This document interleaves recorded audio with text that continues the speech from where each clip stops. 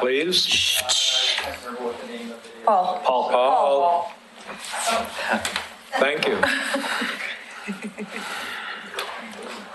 It's chilly outside. I'd like to first ask if there are any public comments of a general nature to bring before the board.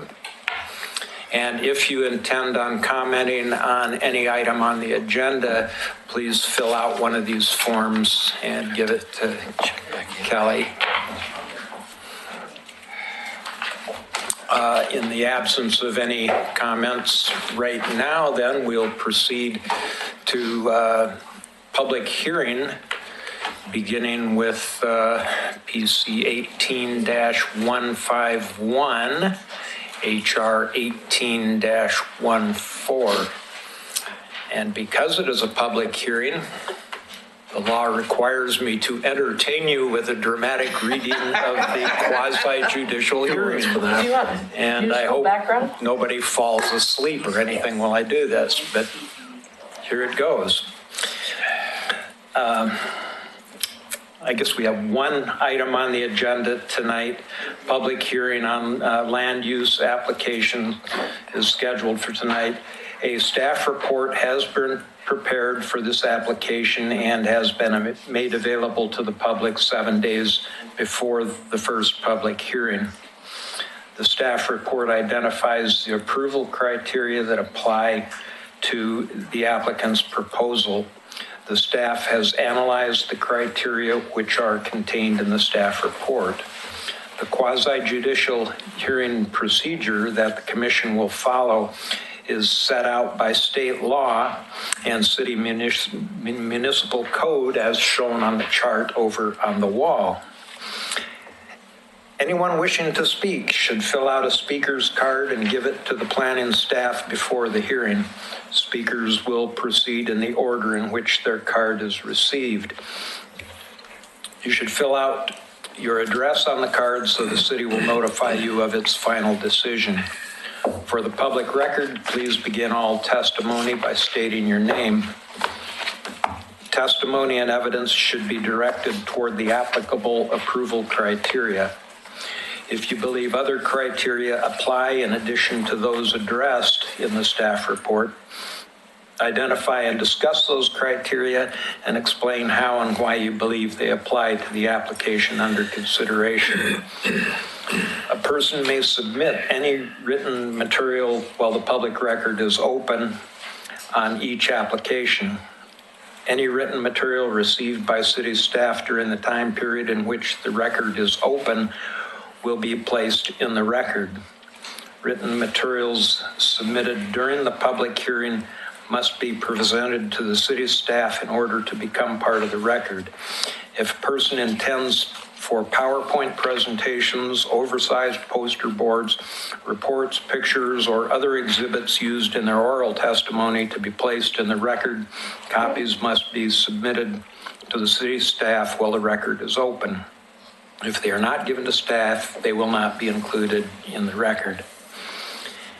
Any person wishing a continuance to present additional evidence and testimony or to keep the record open to respond to new evidence must make that request before the public testimony portion of the hearing is closed.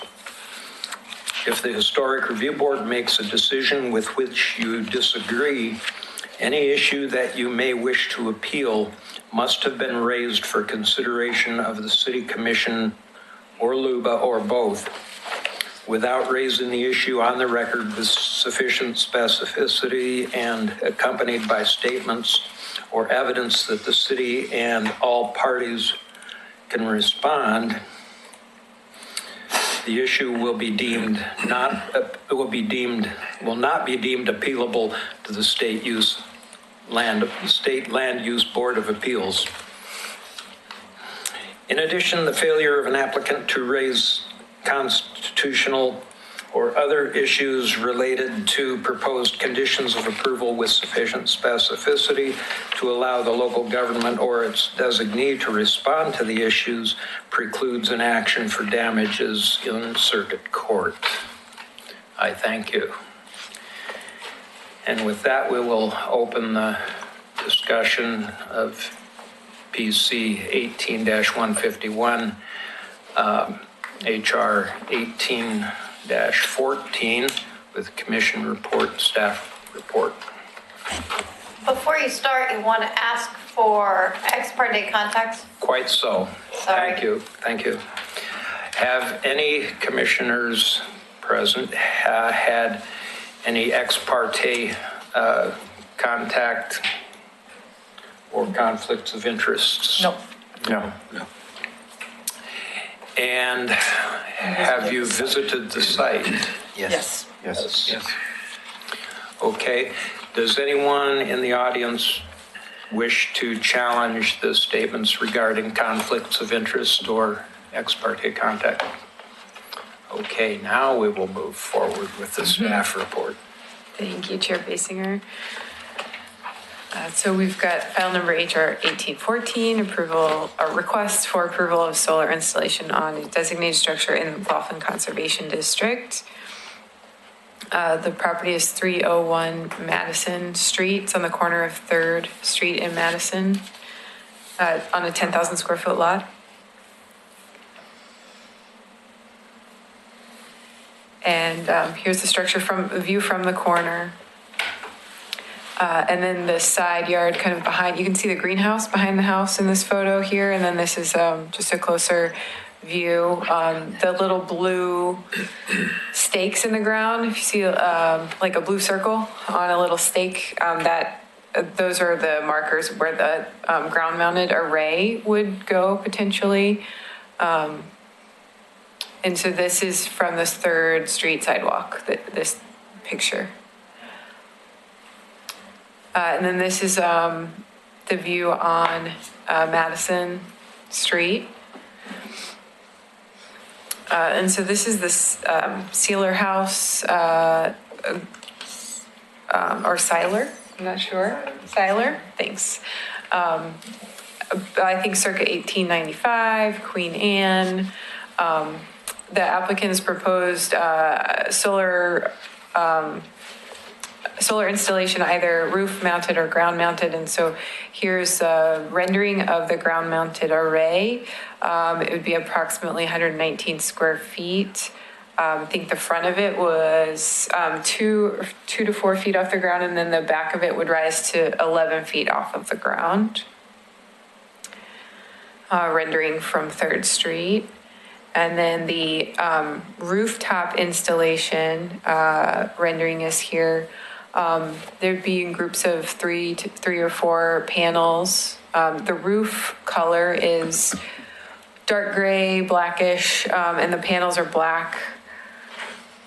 So the proposal has a group of panels on each of the roof sections that kind of frames the entrance of the house here on the corner, and then another group of panels on the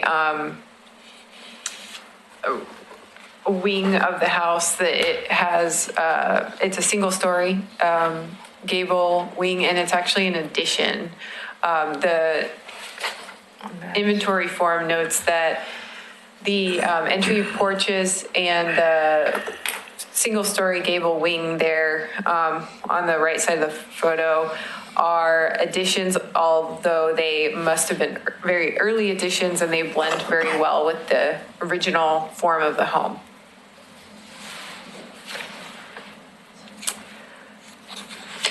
So just for discussion purposes, I've labeled the groups of panels, and we'll go back to this slide.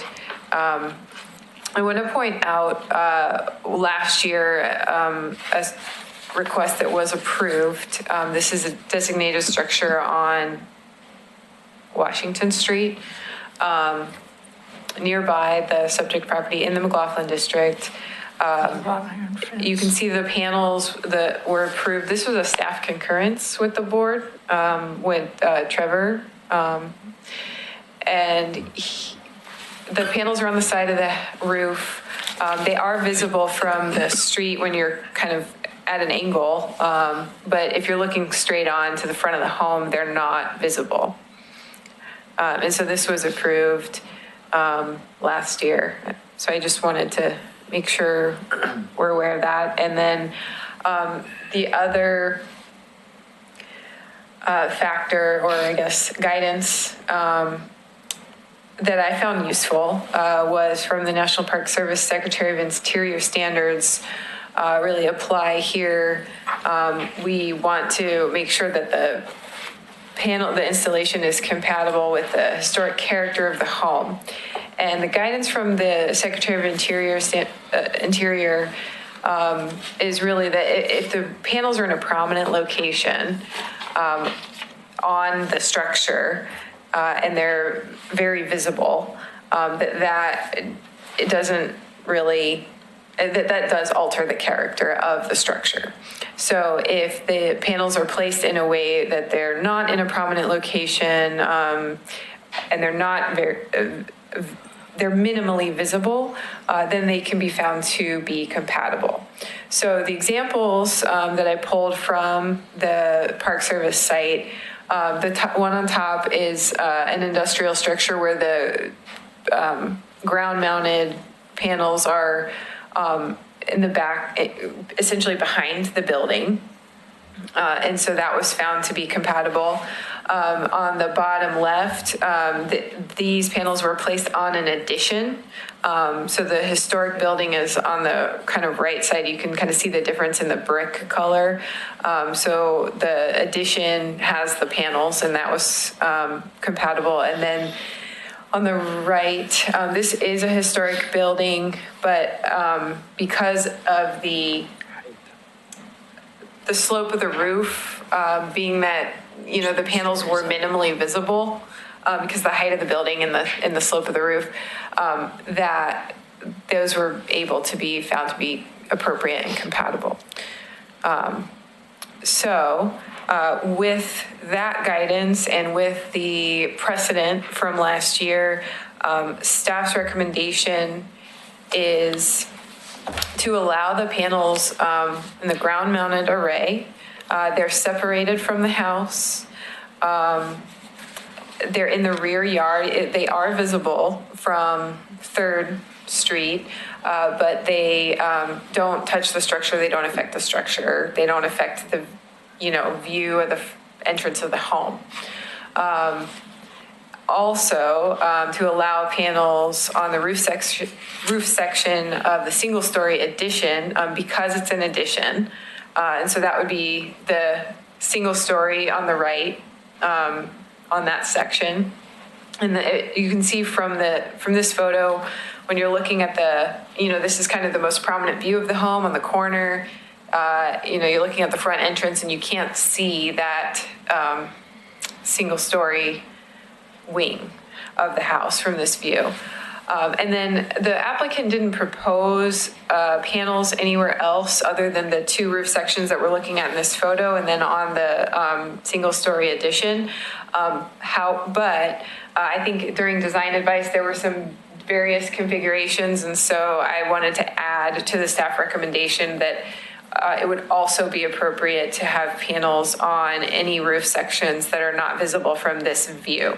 And I think the one that might, that would mean, right here, potentially that that would be doable under the staff recommendation. And I think that might have been one place that you looked at during design advice and maybe it fell off the table and maybe you wouldn't do it at all, but I wanted to capture that in the recommendation. So could that be D? Yeah. So D and C. D. is D what and you're C. recommending. But that Not in the A and B locations, that those are too prominent of roof sections, and that the panels would impact the historic character of the home if they were placed in those locations. So I'm trying to be as brief as possible, but if you have any questions, I'm available. But from here on out, we can call that D. We can call it D. I can try and add a little D to it right now, but I don't know if As long I'll be as able we to. know when we make the recommendation. All right. Is the applicant present? Do you have anything you would like to tell us?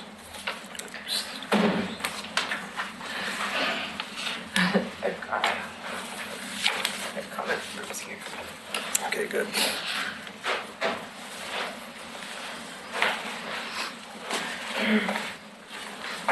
We're co-applicants, I guess. She's the homeowner. I'm Denise Beasley, and I live at the house. I'm Matt Ellis from Arc Solar. Okay.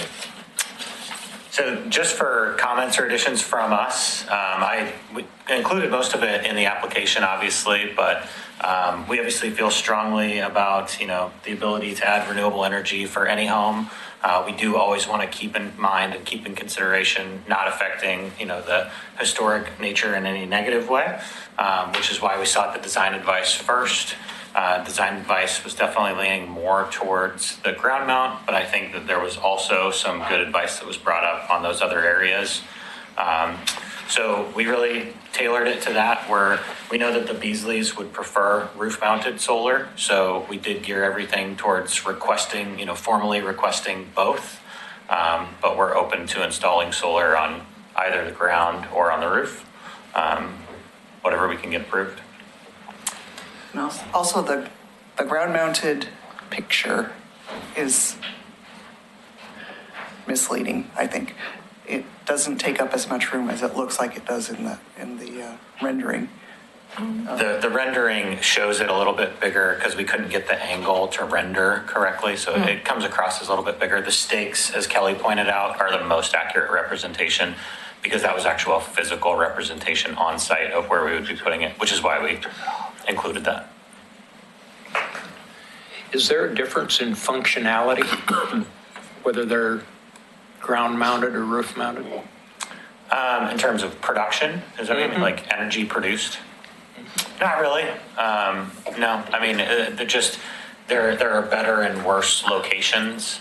The height of a roof is preferable for solar because it gets away from a lot of trees and shade. Low shade can come into fact with a ground mounted array.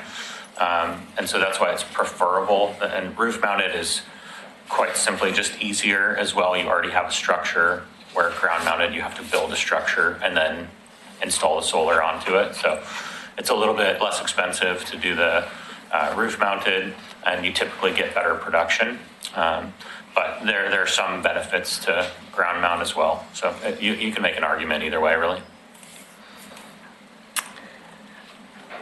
Is D, where it's situated, would still be able to get enough sun to be productive? It is. D was very similar to, I believe it was B.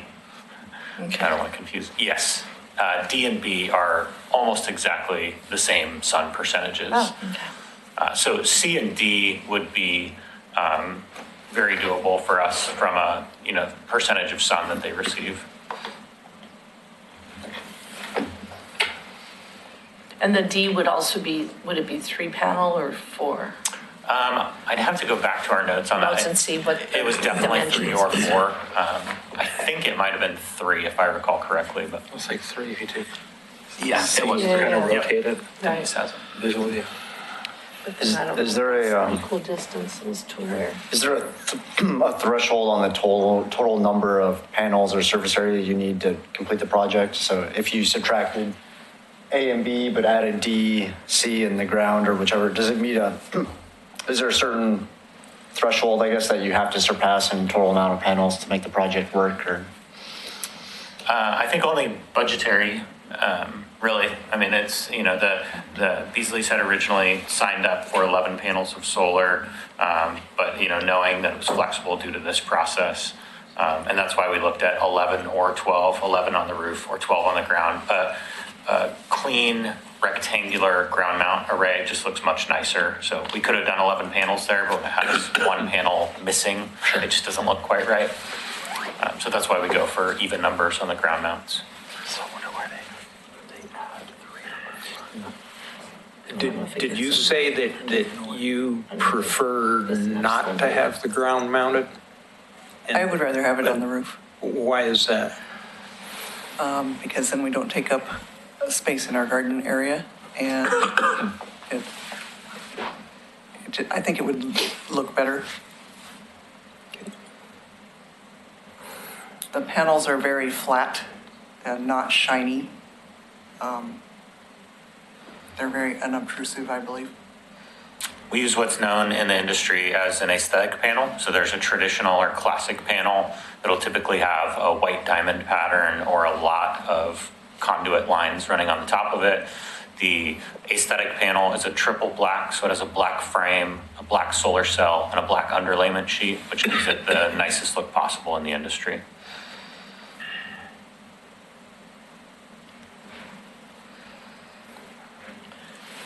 Other questions? About the other side of C. Well, I just wanted a clarification, I guess. Grant had asked about the threshold for number of panels to meet what's needed to, I guess, run the house.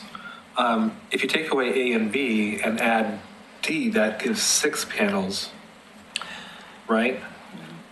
Is there enough space for you on the other side of C, on the opposite side? It just doesn't get enough sun on the opposite side of C, or really the opposite sides of A, B, C, or D. Gotcha. Those are A, B, C, and D would be where we'd be limited to adding panels and having them produce Get with any enough sun. functionality. Okay. Yeah. Exposure. And I think what we would like to hear is really, what you guys would be willing to approve, if any, obviously, but between A, B, C, D, and ground mount. And then, whatever was approved, I can work out with the Beasleys in terms of where we want to add those panels, or, I could seek advice there, but because every historic review board's a little bit So different. if you take away A and B and add D, you would almost have to have that ground array as well to compensate? To get the same amount of electricity. Right, yeah. So just the 6 panels on C and D would not be sufficient to handle what your need would be, correct? For what they're looking to try to accomplish, yeah. It would be better than nothing, but, yeah. Okay. But halfway to what we were trying to accomplish.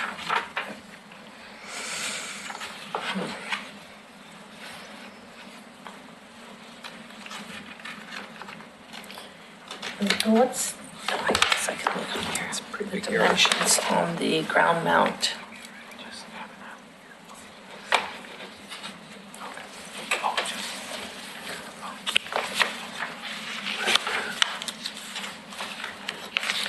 Do you have any more questions for the applicants, or should we bring up the other comments? I think you were looking for something. What the dimensions again on the ground mount? I was looking. Well, the rise Well, run it's goes for 119 4. square feet, so it Oh, would it's be oh. about, what, 10 by 10? It's approximately 10 by 10 with a slope. Yeah. Okay. Okay. Yeah. From I've 4 got to the 11, I 119. think. Gotcha. It says 7 by 17 was in your application. Was it? Okay. I might have. We ran several different ground mount possibilities. So if it says 7 by 17 in the application, then that's the correct one. Yeah. Okay. Okay. We thank you for your time and testimony. All right. Thank you. We have Denise McGriff from the McLaughlin District.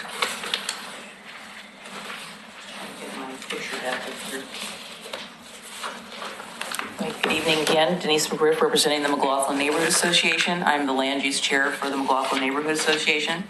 And we reviewed this particular project, and I believe you have our comments. Yes. After looking at this, we had a discussion about it, and it seems to me that the revised recommendation is really more appropriate. You have a subordinate side of the house, and I think that it could accommodate the solar to help meet the needs that the Beasleys are looking at. We actually kind of rejected the ground mount because, again, we know them and how much vegetables and stuff they grow in their yard, and that would just take up some space. Plus, I kept thinking about, and from my own standpoint of, it's more accessible to some sort of vandalism as opposed to being on the roof. Not that we have vandalism in our neighborhood, but you never know. But I think that what is being proposed by the applicants is actually a lot better than the National Park Service's recommendation. I just pulled it up on my phone because I had looked at it. The Gothic Revival House that they show in Vermont, I think that is more obtrusive than what they're proposing, even though they're showing it also on a subordinate side, but I think the panels that they're proposing are very flat. Again, as Alan said, they're black, so I don't really think they're going to be that visible, but we support, their application and hope that you can approve some of the panels being on the roof, because that would be, I think it would just be a lot better. And they did just recently re-roof their home with roofing that would accommodate future solar application. Notice that. So the McLaughlin neighborhood is We're supporting recommending AB? No, we're not ABC? supporting AB because that's not really the subordinate side. Oh, subordinate, okay, Yeah, so we need the subordinate. CDs. Yeah. CD. But if that's not enough, Well, then I guess they go to Plan B, but, he's going to work with them to try to get as much as they possibly can on the roof. And again, they did go through considerable expense to make sure that the roof would be compatible with an eventual solar installation. So they were thinking, thinking ahead and thinking about The the dark steps that color they and needed, stuff. dark colors and how it would blend in, although they hadn't actually gotten that far when they put the roof on. But, so we support them. So thank you. And I will make note here that we have also 2 additional written testimony, both of which support the application, stating it does not conflict with our interests. Paul.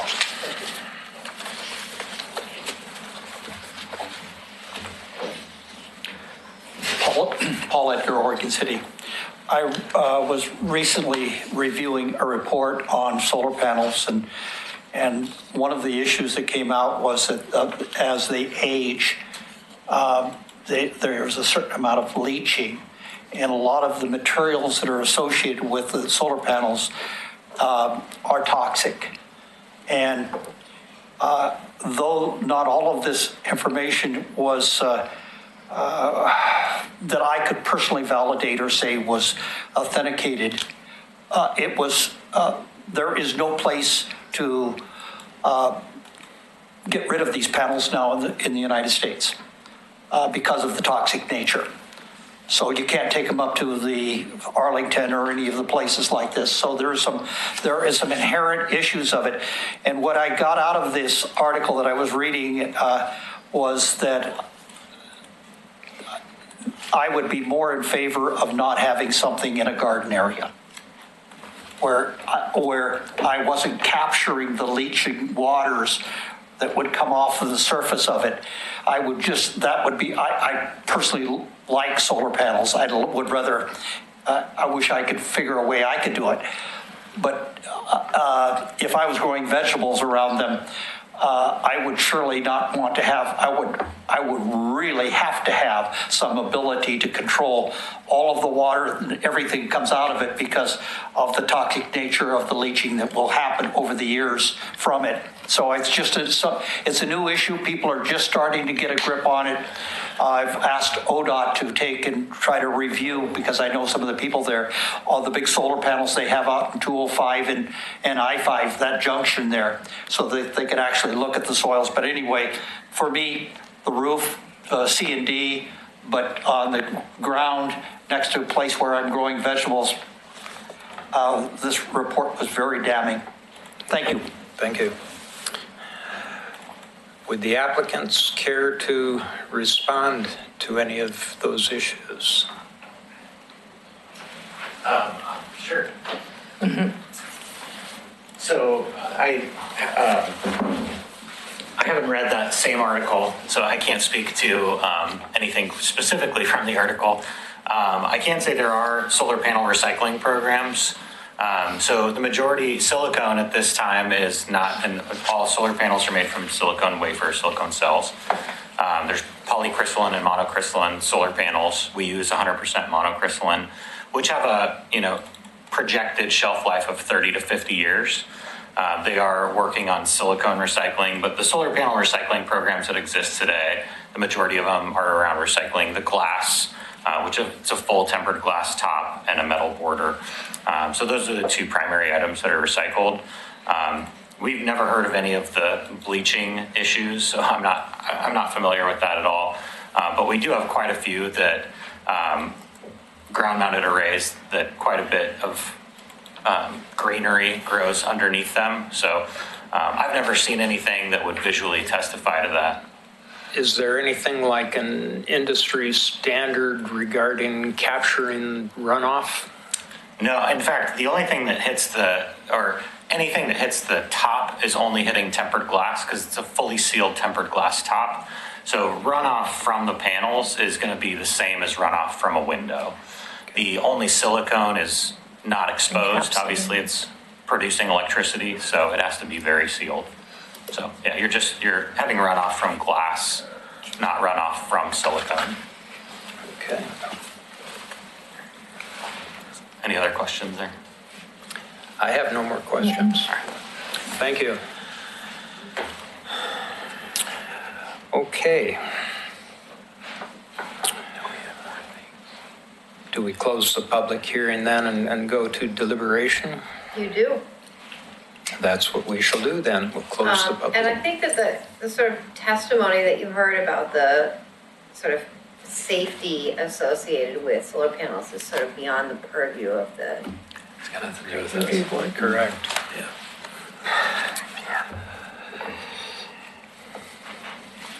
So I'll throw my opinion out there. I'm very familiar with this house. I think it's one of Oregon City's architectural treasures, actually. And I congratulate you on having bought it. I'm very reluctant to tamper with its appearance.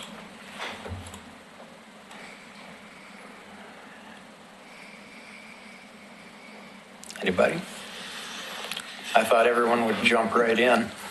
Well, I'll throw my opinion, I guess, is that I'm inclined to support approving locations C, D, and any combination of the ground array as well to meet what they need. I wish that we could find a way to approve enough roof locations that they didn't have to have the ground array to kind of meet the 11 or 12 that they're looking for. But I don't particularly see that. I do agree that A and B, because of the pitch of the roof, the prominence of the front entry, are pretty impactful to the architectural features of the structure. So I would tend to not support those, but C, D, and the ground array to whatever combination they decided they wanted to and go with is I would be supportive of. Is there a reason, is it because of the location of the ground array Talking to us. as to where that is? Could it be moved anywhere else on the property? I think it's more a question to. I think that the answer to that is Because of the trees? The main part of the property over is actually a double lot, but this is very heavily vegetated. right. Yeah, my friends There's used really to- not a place there. Is the garage too far away? I mean, I don't know that much about the, We discussed that in the earlier hearing when this was first there, and the one that we did that last year? no, on this application, when it came in, Oh, I I missed think that for, meeting, yeah. was it design advice? Design advice. And Oh, the I was conclusion gone. given us at that time was that the garage Was too far was away? not suitable. It's shaded by the big tree. Oh, okay. So I'm just trying to look for alternatives. we talked also about the area where the greenhouse is, which is actually behind the proposed ground site. Here? Yeah, that's the greenhouse. And ultimately came back to I think it's, either the roof Was it the or same issue with the greenhouse as there is with the garage? Too shaded? Too shaded. Yeah. Because Or maybe just the Mine, panels. you know, C and D, you know, I think we could live with, but the ground one, I'd be afraid that it, like they mentioned, with vandalism, you know, I mean, that's, I don't think any more than That's into a not- car or something. But There's- that's Oh. not. That's not ours. But it's not that's our not, I know, category. that's true, but it's just, It's not That's a for us judge to for say. those owners to make. true. My vote would just be C and ground array if I was looking at it. D would just be the last alternative. Setting up for C and D and the ground array is the last alternative for me. Minimize the Yeah. ground array. Yeah.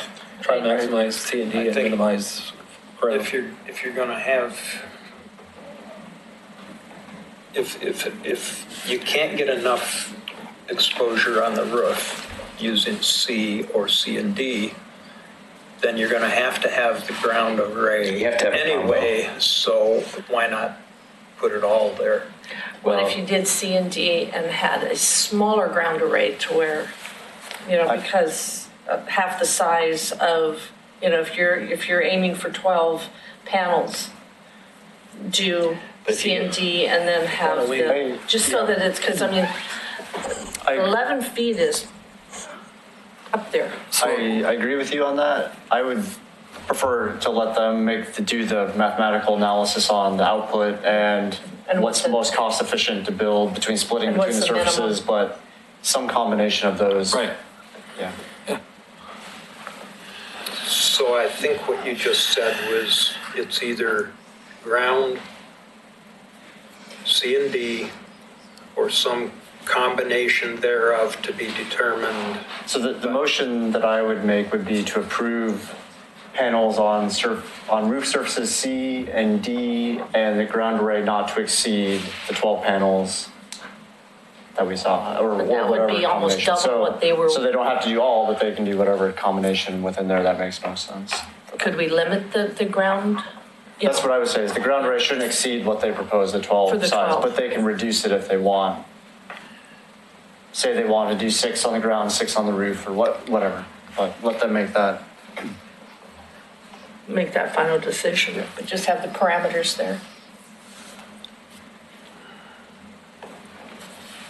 Is that a motion? And I was Yeah, thinking okay, that. so No, go ahead. all right, so I will make a motion to approve. Sorry, I just want to make a suggestion because I wrote a condition of approval that it says what you're saying. So you can just approve, motion to approve with conditions, with the recommended conditions of approval. But I think what we might add is that the solar panels on the roof, I think what I'm hearing from you, that if they wanted to do a row of 4 or 5, even if it fit on the C and D sections of the roof, that would be acceptable. So we could clarify the condition to make sure that is included. And the way, let's see. I would maybe just add a sentence to the condition saying that in the acceptable locations, any number of solar panels may be placed, or something to that effect. With a total not to exceed 12. Right. Distribution to be at the discretion of the applicant. Distribution among these locations. Right.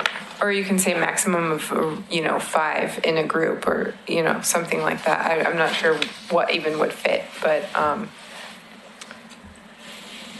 in order for me to then sign off on it when I get their final proposal, I want to make sure, if they cover the entire roof, I want to make sure that we've thought of that and accounted for it in the condition.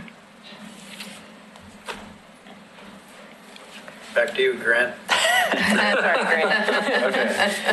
I'm trying to think about, I'm reading the condition as it is in the staff report. Yeah. Oh, and so just so Not you, visible.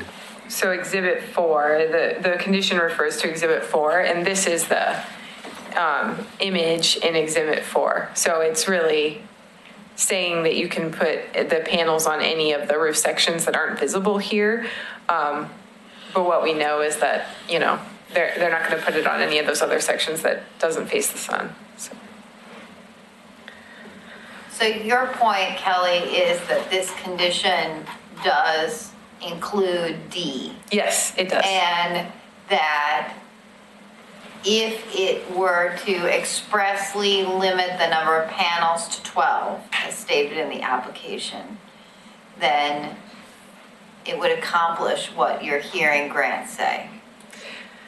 It would, but I think what I'm hearing the board say maybe is that 12 maximum on the roof, but if there's a combination of I don't think they more can't than get 12 on the Can't roof. get 12 on the roof. I think Okay, just, but if there were 10 on the roof and then 4 on the ground, that would be 14, and is that okay? You know what I mean? You can't get that many. The most they could probably get is I think it'd be 6. Yeah, Okay. I think. I don't know. Looking at the picture, I think 6 is the max on the roof. So you would have an array of 6 on the ground.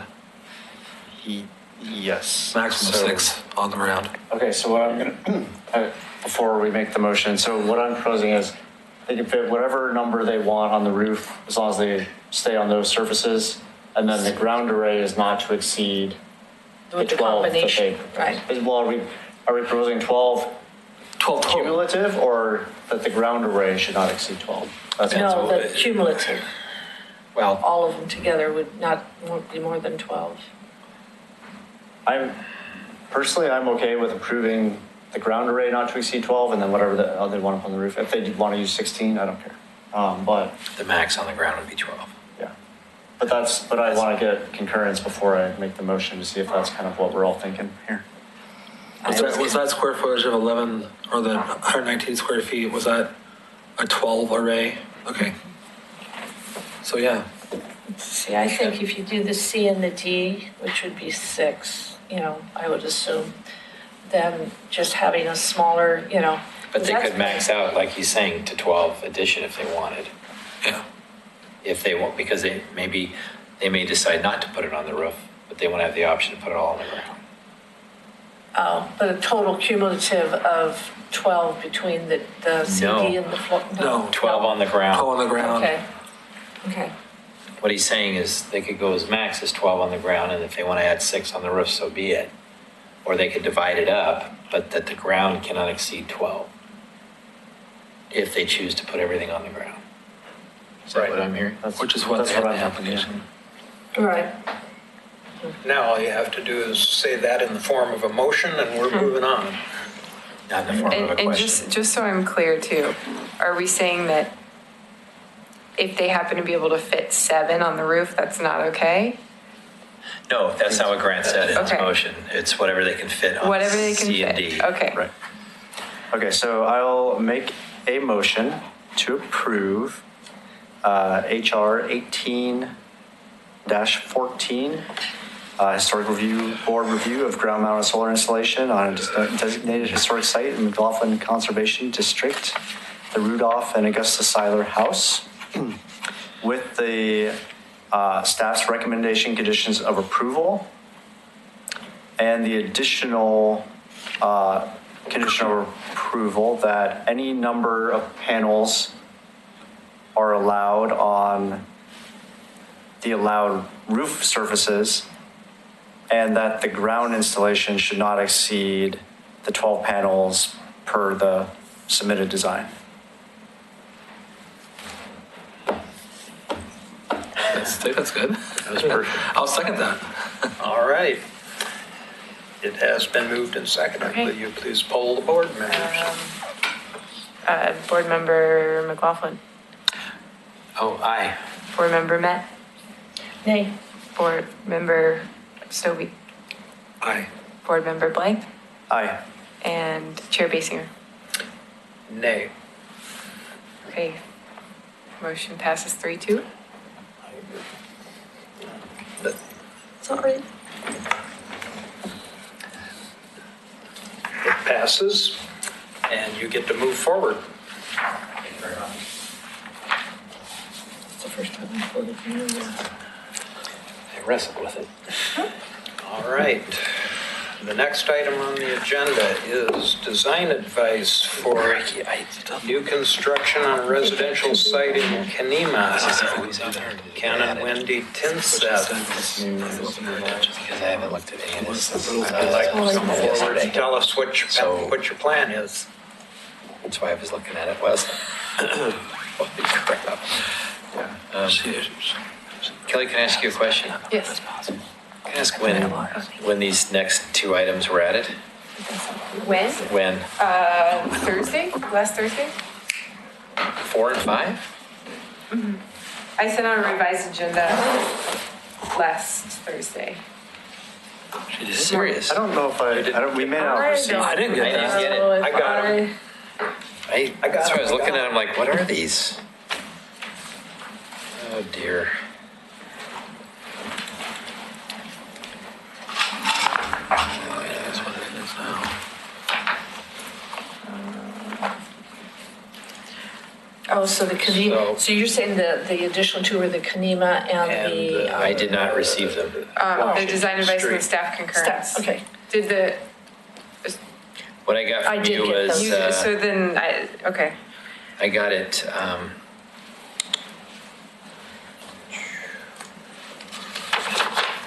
Well, the attachments, I got it on Thursday.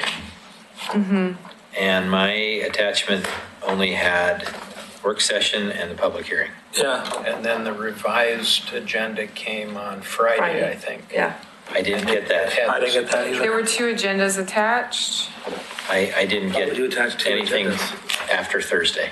Okay, I think it was Thursday, it wasn't after Thursday. Did you get?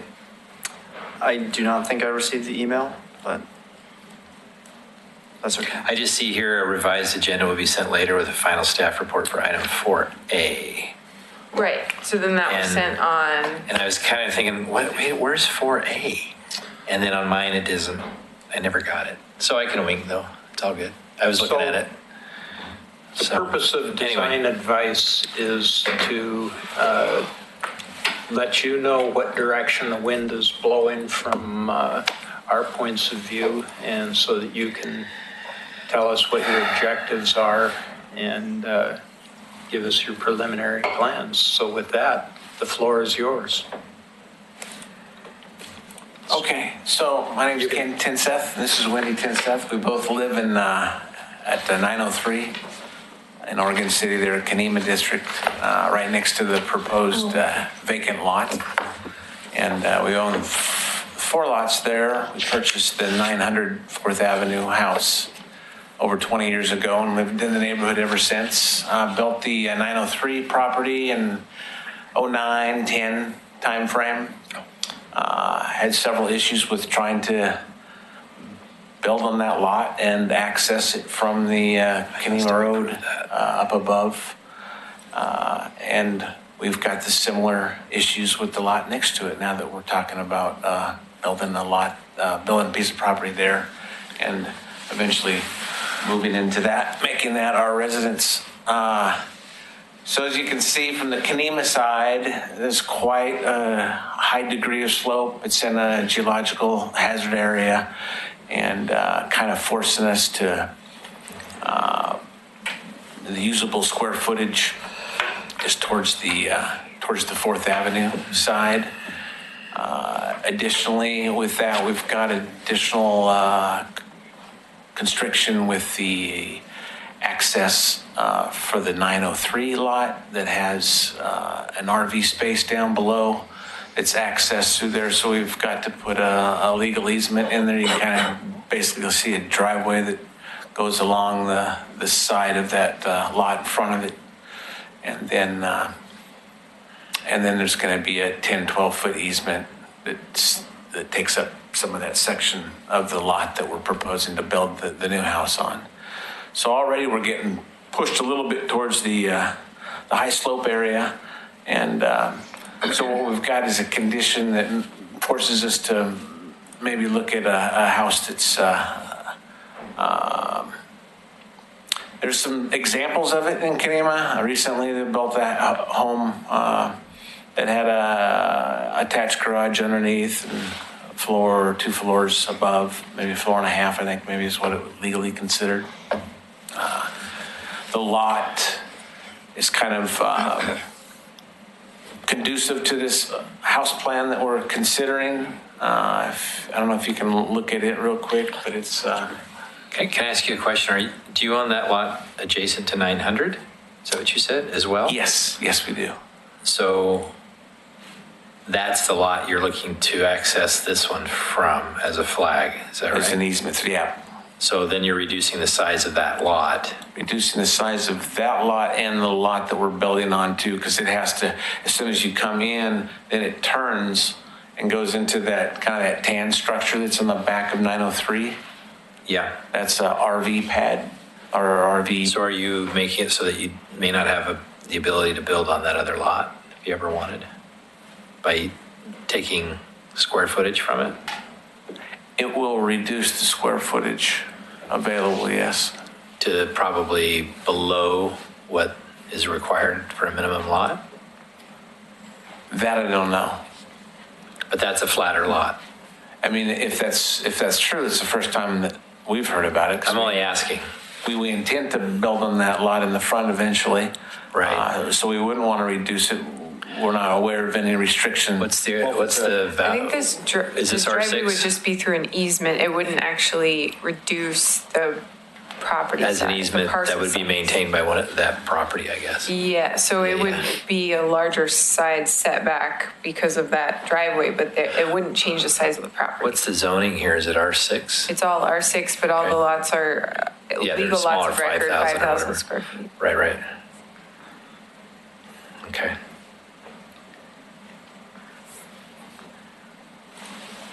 Got more? Just kind of go over the plans. This is, had CH2, he'll do a site plan for us the other day, forwarded it on to you folks, and that's kind of just a rough idea of the right-of-way there, Okay. the setback that we're proposing, the size of the plan that we're proposing. We're basically pushing it all the way to the metro line there. Can you make that hard turn with that RV? It will be, no, there's actually a radius that's not in there. Yeah. Gotcha. Yeah. It will be tight though. Yeah. Not putting a big RV back there.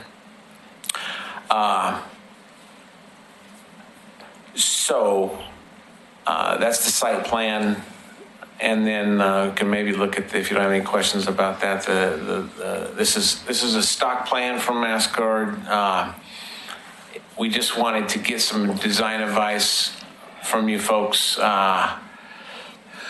basically so that we could go forward to MassGuard and basically clean it up in a vernacular style. And we want to add a roof over that porch, clean up the windows, of course, take away the shake or whatever, or maybe increase the slope, whatever things that we need to do to make it acceptable. I even talked to Kelly a little bit about if the garage thing is that obtrusive. We've done some things before on some storefronts where we basically hid the garage, where basically you just continue that stone or whatever veneer and the lap siding through, so it doesn't even look like a garage, it just looks like the bottom of a house. You know what I'm kind of saying there? And she also mentioned the bay window might not be favorable for the historical perspective. I've seen a few around, but I don't know enough about it. So that's kind of what we're here for, get some design advice and see what you guys think about it. Question for staff regarding the requirement that the primary facade face the street. How does this fit into that? Well, it looks like this would be the front elevation and this is facing Fourth, right? This is facing Fourth, and the new house that we built in '09, it faces the Cemetery Street, and so the only way for us to do that without doing one of those crazy ramp driveways would be to add another floor, and it's already a 4-story structure. Because that Kanema Road, as you all know, or at least you know, Ken, that it continues to go uphill. So it would cause us to get a house that's even higher.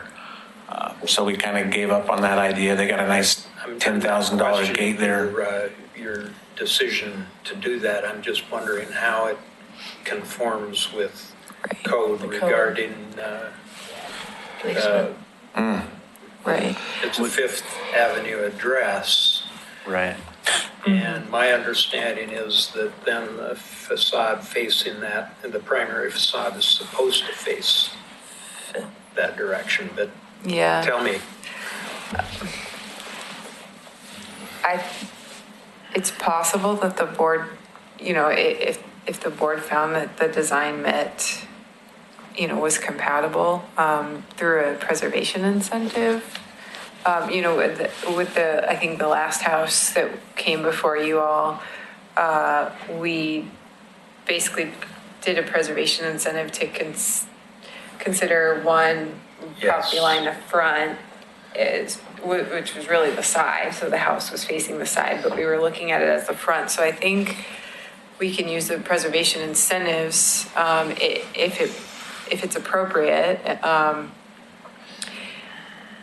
Here, though, it's interesting because the entrance isn't on the front facade, it's on the side, and so that may be an issue. And there's no really other way to place it, I mean, as far as access to it. Right. And there are going to be a lot of factors for geologic hazards, on the back of the lot, along the Fifth Avenue right-of-way, that are going to be tricky. So, the applicant's going to have to go have a pre-application conference for geologic hazards, and so that needs to tie in with historic review, which is always the difficult part. As I understand it here, there's actually minimal disturbance of the steep slope. Yes, that's the reason we're so far forward, is so that we don't have to dig, 20 feet, 15 feet into the slope and put down piling and all that stuff. Just staying away from that. That would be a minimal back. I think there's a side view of this, but anyway, it does go into the slope a little bit. You can see there. It doesn't go in a lot. It's a tall house, even with a low pitched roof. That's not. It would have to be a steeper pitched roof. The bay window wouldn't be appropriate. Obviously, the windows you could change. I mean, that's just the drawing, but they need to be a simpler 1/1. But it's a tall house. And that's always the thing we have to deal with, is when you're on a slope, you've got a garage, and then basically it's 2.5, it's 3 stories. And it's always an issue we have to try and figure out how to deal with and how to make it compatible in the neighborhood. There's elements to this that would fit, but it's off the road from your access, and you're probably gonna have another house in front of it eventually that'll soften it for sure. That won't be as tall, probably. It'll probably be lower, so it'll probably step. I mean, I'm just thinking down the road too. We've got our house next to it, which is quite large. This will step down a little bit. And then the next one will be even lower, so because of the grade. But with this, if you increase the pitch to where it's appropriate, it'll be taller. But, it's the way the slope is. So I'm just going to bring up, don't mind me, but I'm going to bring up the street view so you can see from Fourth. The googly.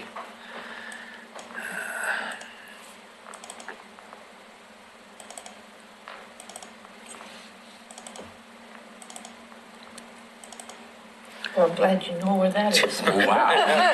I just put it in breadcrumbs. Oh, wow. There's your driveway. So, so this is straight from back. Fourth, and this is the existing home. Yeah. 903, I think you said it was. It's 900. So this was built, this one was approved, I guess it was built a few years after it was approved, but it was actually approved during the old design guidelines. So I think the height of it probably we wouldn't be able to approve this today under today's design guidelines. Well, but it the was previous- approved under the new ones. It just, because facing that street and given the slope that you have down your driveway, there's only so much you Yeah. can do with these lots, and there's a reason why there's no houses on them today. Because, Yeah. they're just tough to build on. And when you access it from a road that's way up there above that fir tree, and you don't want a dangerous driveway that you can't even bring your garbage out to give to the garbage man, it's just kind of what we were left with. That was what Yeah, the lots of board reviewed it, and but I think it was on the Yeah.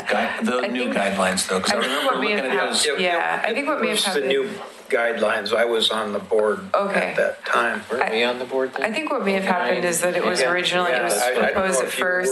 were at that time, but I definitely was. And then Kim got deployed. Yeah, and then when you came back, the design guidelines had changed, but the board. We had to redo it. Right, Yeah. right. So it went under the old guidelines, but then it wasn't built. You came back a Under the few new. years later, Yeah. had to go through it again because it had expired, but the board didn't really require any changes because it had been approved previously and it was, yeah. So anyway, I just wanted to show this, and then I think I had flagged a lot of the issues that you brought up, and then also I thought maybe the board could speak to the attached garage issue and, give any advice on that. Can we go back to the site plan?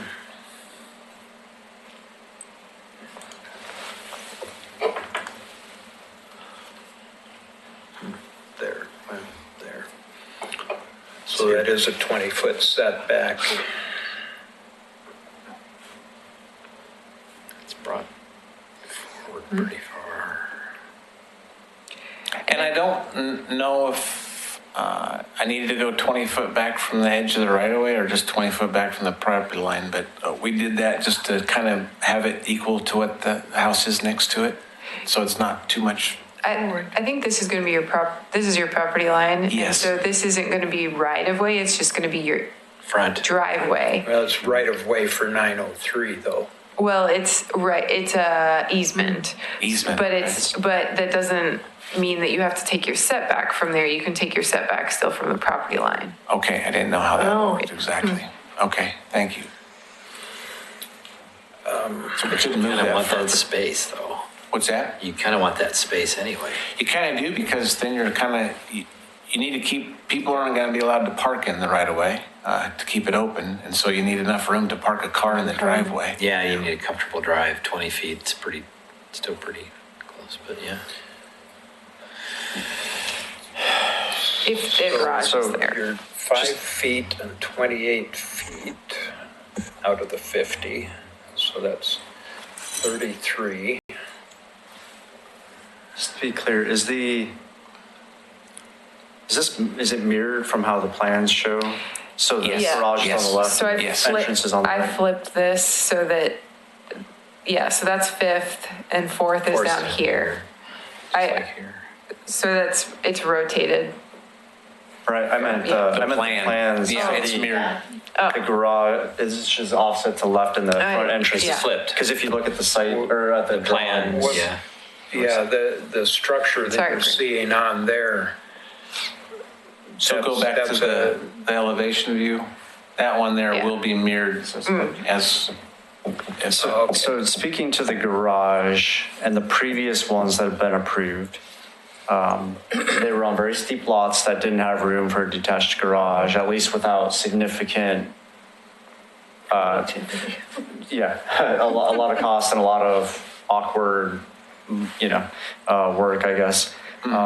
Additionally, so the one is that you were probably talking about, I don't remember the address, but the one that's visible from 4th Avenue, that's tucked in there like that. Yes. I think that a lot of people were maybe not so happy that it was more visible than what we really intended or what the board intended from from the street with the end landscaping and the way it kind of turned out. The other one that we approved that hasn't been built, we specifically did, the conditions were that it was not on the front facade of the house, so not on the main entrance side. It was not on the main floor of the house. So all of those, both the two that have been approved, were on a level below the main level of the house to not detract. So the idea would definitely be to minimize it and kind of keep it from detracting from the main architecture of the home and that. My personal view, and I'm speaking only from my view here, is that as the Kenema representative on the board, the parking situation has gotten kind of continually worse on 4th Avenue and in that whole area. And so I'm probably more supportive on new construction that's non-contributing, that if there's a way to build an attractive, kind of tucked away parking garage, I'm more inclined to approve that than maybe some others are, because of the livability in the neighborhood and the fact that having the cars also detracts from the historic nature of the neighborhood when the parking situation gets, to a breaking point, I guess. So those are some of the conditions that we would see. So I think that to me, this is not something that I immediately would say this is not possible at all, and I wouldn't approve and that sort of thing. That's my thoughts, though. And the last thing I'll throw in real quick is that I appreciate that it's mirrored and it's actually on the left, because You don't see it. coming from that approach on the driveway, you should be able to put some landscaping and things. So since you're turning around, you won't have a very good view into the garage doors for up that easement, the driveway easement from. Oh, I gotcha. Yeah. As opposed to if it was a straight shot up if it was as it's shown here and it was a straight shot up the easement and you had that straight view into the garage doors, I would not like that as much. So having it curve a little to the left and then it's more easily hid by some landscaping. Yeah, because if the garage is over here, it's Right. not, as you're driving by, that's what you see. And then you spoke of a roof over that deck area outside the dining room. I think that is a completely appropriate thing to do. And we have plenty of examples of that. And I think it actually lends to the vernacular character. But I'm still hung up over the appearance of it from Fifth Avenue. Not that anyone really, except on their way to the cemetery, is going to be up there looking at it, except when I'm walking my dog. And we never here. see that. And not going into the metro area with her. You're talking this right here? That's the back? Yeah, this side here, and I'm wondering what might be done to make it, More attractive. well, I'm not saying it's unattractive even, I'm just saying it's a little bit odd to look at the back of the house. How about a covered porch? You could wrap that porch around with a deck or something if you had the room with a covered area. That would soften it. Just, something to soften it or This make it, is right here, you can, make it really confusing to people so they don't know which is the front and the back. that might get in the way of your Legal windows guesses. though. It might. If this comes around, because it would be right here. I don't know, Yeah. something to think about.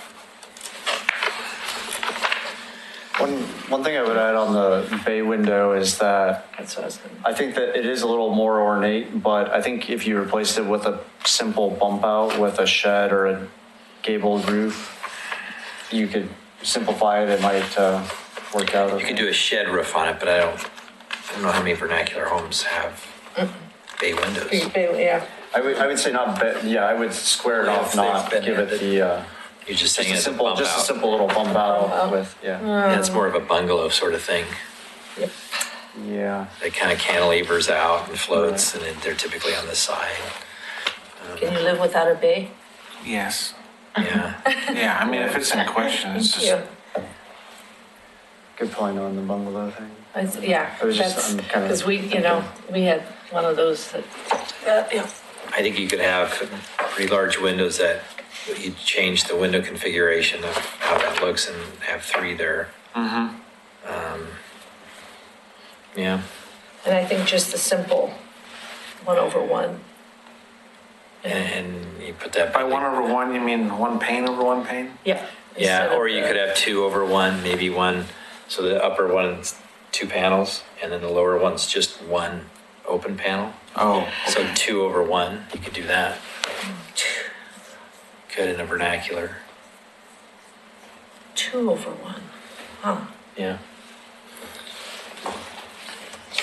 This looks, When you, oh, no, I know what you're talking about. that would but- be vernacular. That would be okay. Good.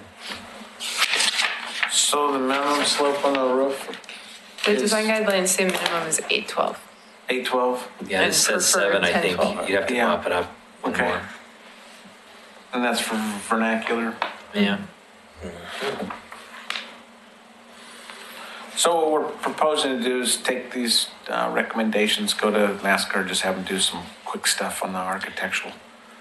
Don't spend any money on engineering and, Yeah. and come back. Is that a I think good plan? Well, you've got going to. direction enough, I think we could give her enough direction that she Geohazard. could. Okay. I was kind of going in a direction there with the backside of the house becoming in some context a front facade without changing this one we're looking at now. Like walk around to the back and But- at the front. Well, no, you don't see the front door here, and you wouldn't see it from there. I think From it's Fifth. It's like the difference between 4th and 5th on the side. Yeah, Could you wrap, you know, but What's going to happen though with this, Ken, is it's going to, there's slope coming down. Oh, I know. I'm So not. there's gonna be a little no, retaining I'm wall? not even Okay. suggesting that you put the garage any other way than it is. What I'm saying is that if you're standing on Fifth Avenue and look down the hill, Uh-huh. you would see something that you would perceive to be a front facade, even though it's not. I'm not trying to be, But with no door back there? No, the door is on the side. Yeah. The entry door is on the side either way. And I don't know. but I guess the way I envision you seeing, if we do because what there's going to be is you come away from the house, from the rear, there's going to be slope. And so we're going to have to put like a 3-foot retaining wall back there a little ways. And I was Okay. thinking from there, we could do a porch looking thing that comes down and then, I don't know, it's kind of almost like a pillbox though by the time you're done with it. You know what I'm saying? And would- Because it's not going to go all the way to the ground. It's going to go to the top of this retaining wall, which is, you're going to be only this Right. high. Yeah. But it would look like a porch. Okay. But it would be a little bit different than it would look, I think, better than this. Well, I think before you go very far, you should get board concurrence on the garage points that Grant made, because I'd hate to send you down a wrong road on that. But I agree with Grant's observation, and I look and I don't see enough width to put the garage, to detach it. So,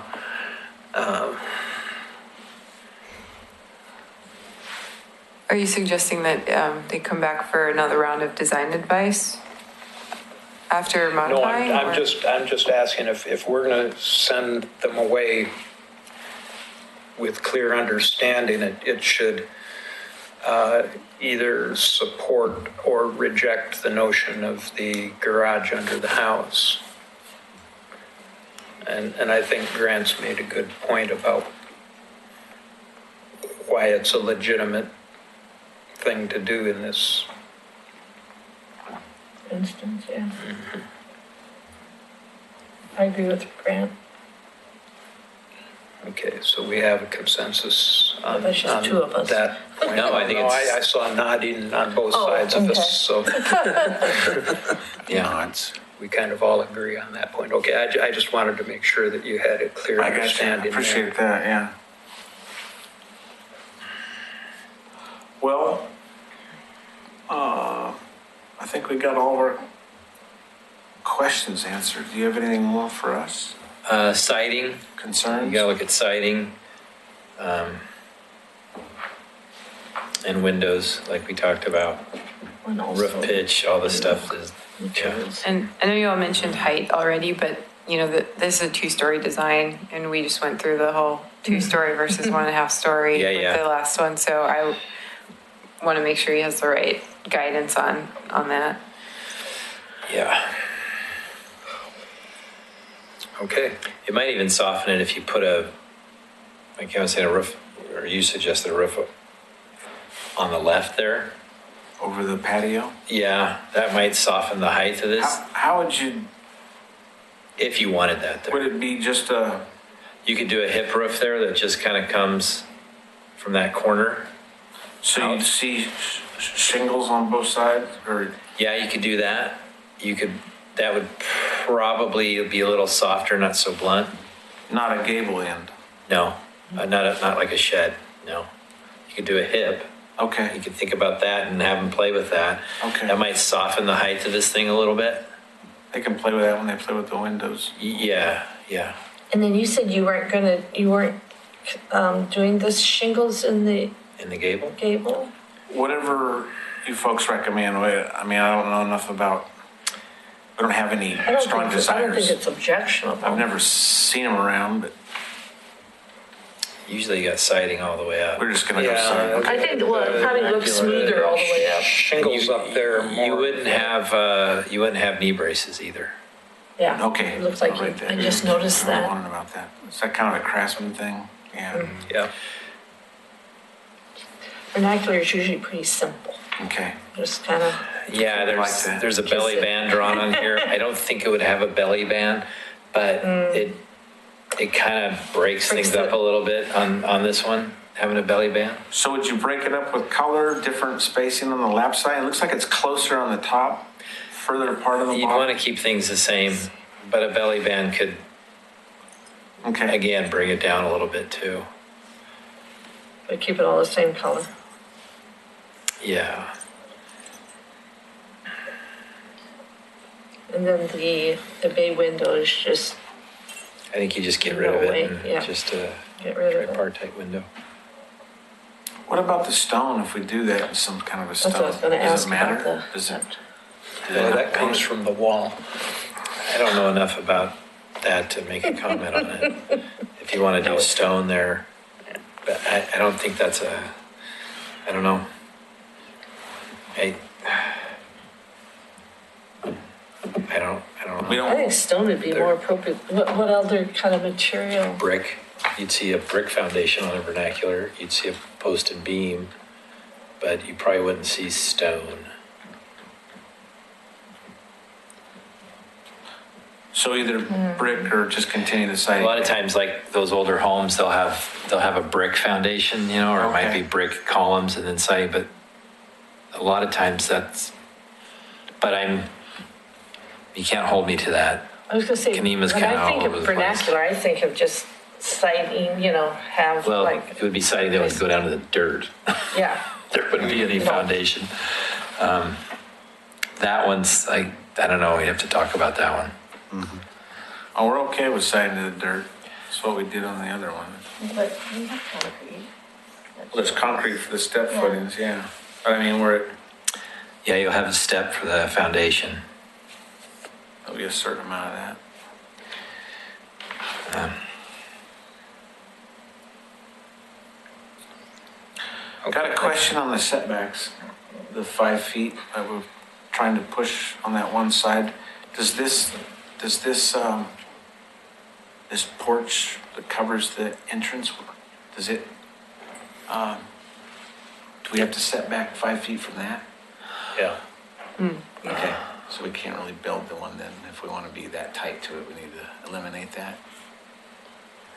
What could we have, just a small little Little bump out. bump out? Yeah.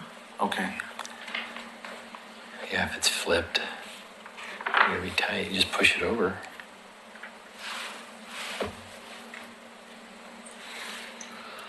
I mean, you can request a preservation incentive and the board can grant that, but If you can push your house over and take the space, you can do that. And you've got room. yes. And actually, even if you did that and pushed it over a little further, that makes things a little bit more soft from the view from Fourth anyway. You've got room on the left side, plenty of room to push it over. And actually, that's probably all the better if you can bring it over a little bit more, and knowing that you'll eventually build a house in front, it's kind of, you know what I mean? It's, you're seeing more porch and not so much house. You're trying to soften it. I gotcha. That's All all I right. gotta say. Give them something to think about. And this would just be the easy meeting. So, Okay, Great. thank you. No, thanks for your time. Appreciate it so much. Anything else? So, Nothing else from me. so did you say that we'd get something from Kelly then? yeah, you can just work with me on preparing the application and Okay. I can give you some of my notes from the design advice Okay. before you go off and request the changes. to Yeah, the- sounds good. Thank you. Curious though about the engineering up there. Have you guys, so you say you don't necessarily have to have it prior to HRB, but you should be working on it concurrently? Because we worked I on it would during recommend- construction last time. It was kind of like, Oh, because we had to get her out there after Yeah. we excavated. Right. Or do they allow pre-excavation and stuff out there to do? no, geotech I work? think our geotech, the way we apply our geotechnical rules are probably a little more strict than they used to be, just because we've seen landslides and other issues. And so our engineering group is, they want to look at everything beforehand. So I would recommend that you have your pre-application meeting before you go through historic review board so that you can understand what's going to be required for the geologic hazard application Okay. at a minimum. Yeah. All right. Thanks for your time again. Appreciate it. Okay, and before we abandon this topic, Paul, you have comments? That's fine. Okay. Okay, then, we move on to staff concurrence on the IOOF building, 602 7th. Would you like to tell us about that? Paul, head up. Thanks. Yes, thanks. This is staff concurrence. It's essentially a staff level decision that because of the prominence of this building, I just wanted to bring it up to the board before it is made final.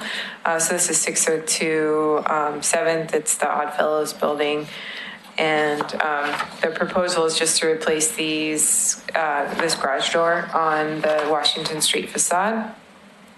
And this is the front facade. I just wanted to show the transom windows in here. What's on the agenda is slightly different. This is a revised drawing where the transom windows have been revised to be a single row here to match, what's on the windows and what's on the upper windows and what's on the front facade. So it's a wood. It's all wood. As far as materials go, and I think it meets Secretary of Interior standards for alterations to historic structure, and so I just want to get the board's confirmation of that. And there's also a comment from Denise McGriff. I think she wrote something on the back of the sheet. I don't know if that's how we're supposed Has to do no things. objection to the change of the doors on the IOF hall as long as similar materials are used.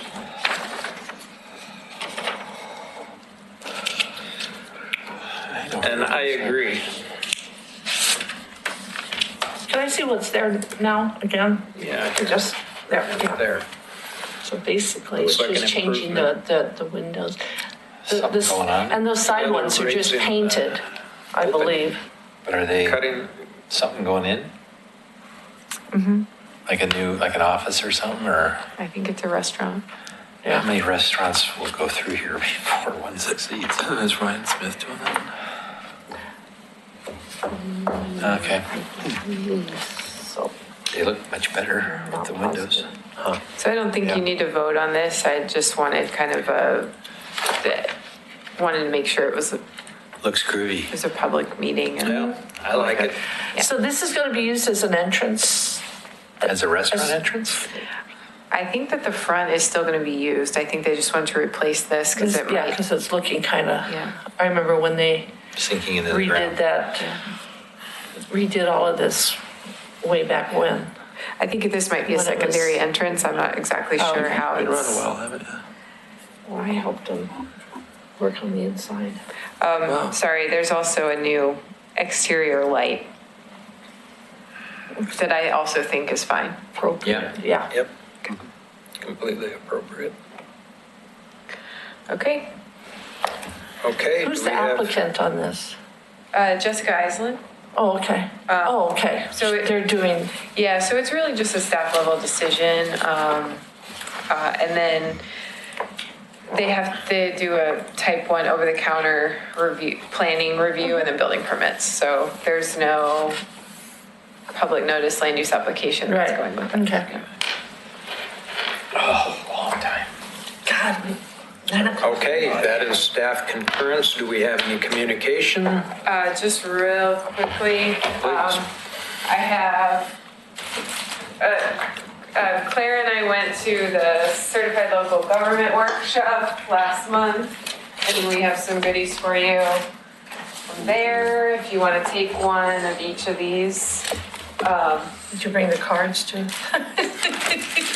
Oh, no, I didn't, I'll bring those next time. Yeah. We have playing cards. Yeah, they were playing decks of cards. They had Historic themed, preservation themed. tons of them.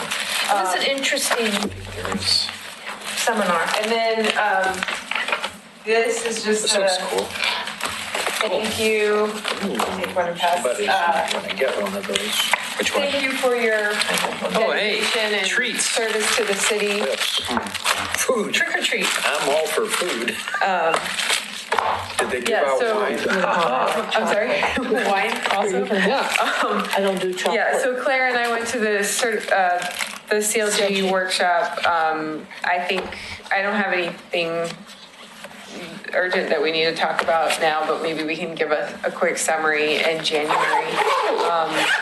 You're the only city board or commission that didn't have any new members, like interviews for new members this year. So we have a group that's moving forward into 2019, and we don't have to onboard any new people, which is kind of nice. So, The only thing I was disappointed in was I was really looking for, and I think I told you, I was really looking forward to the topic of infill. And it just didn't float my boat, and I didn't think there was, a lot of pertinent information. Yeah.